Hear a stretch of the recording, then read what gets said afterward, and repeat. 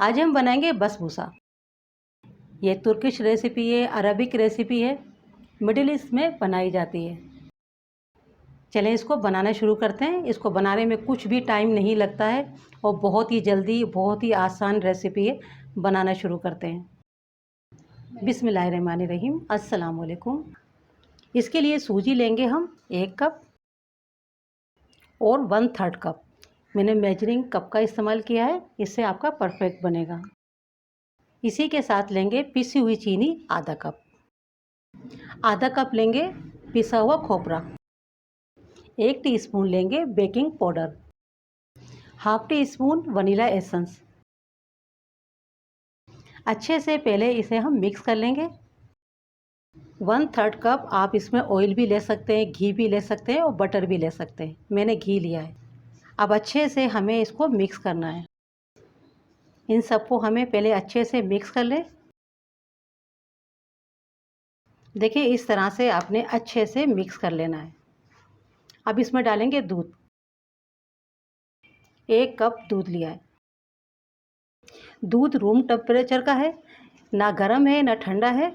दूध जो है रूम टेम्परेचर का होना चाहिए।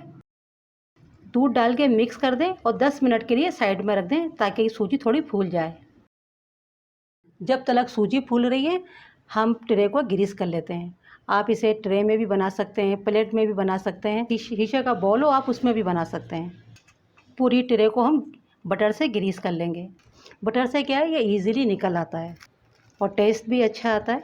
थोड़ी सी इस पर हम सूजी डाल देंगे।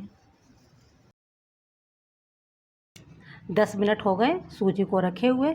अब सूजी को डाल देना है, अच्छे से सेट कर लें। फिर इसके बाद इसमें हम निशान लगाएंगे। इस तरह से निशान लगा लें। इस तरह से इस पर बादाम लगा देंगे कट करने के बाद। अब इसे मैं अवन में बेक करूँगी 180 डिग्री के ऊपर।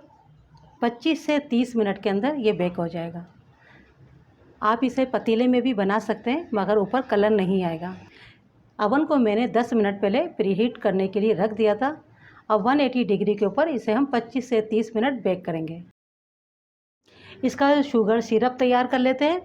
आधा कप मैंने ली है चीनी, आधा कप ही हम लेंगे पानी। गैस को ऑन कर देंगे। साथ ही डाल देंगे 1 टीस्पून घी। इसकी हमें 1 तार की 2 तार की चाशनी नहीं बनानी है, बस इतना पकाना होता है कि चीनी अच्छे से घुल जाए, मेल्ट हो जाए।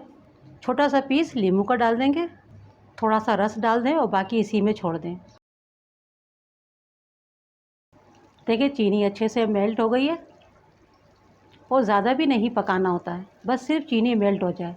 लेमन को हम निकाल देंगे। गैस को बंद कर देंगे। देखिए अच्छे से बेक हो गया है। निशान हमने पहले ही लगा लिए थे।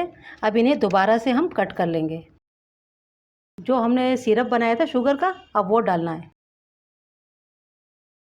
केक गर्म ही होना चाहिए तभी डालिएगा, तो ये अच्छे से एब्जॉर्ब कर लेता है। सारा सिरप नहीं डालना होता है, कम ही डालेंगे। बसबूसा बनके तैयार है।